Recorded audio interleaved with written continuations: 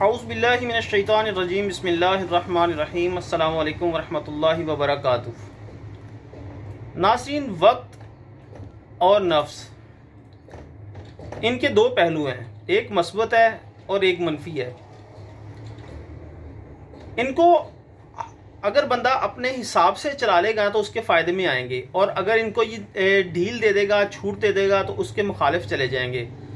हज़रत इमाम शाफ़ी रहमतुल्लाहि ताला अलैह लिखते हैं कि उन्होंने एक अरसा जो है ना वो औलिया अज़ाम की, अल्लाह के नेक बंदों की सुहबत में गुजारा।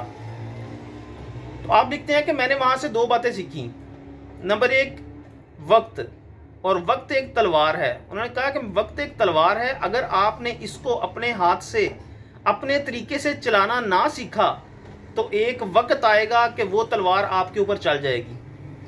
और जो दूसरी बात उन्होंने सीखी वो थी कि नफ्स को कहते हैं कि अगर आपने भलाई की तरफ ना मोड़ा, अपने नफ्स को अगर नेकी की तरफ ना लेके आए तो ये ऑटोमेटिकली आपको शर की तरफ ले जाएगा, आपको बुराई की तरफ ले जाएगा।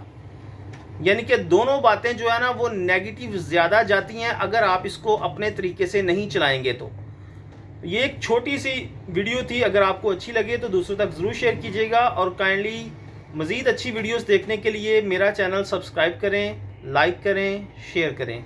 वमा अलैना इल्लल बलाग।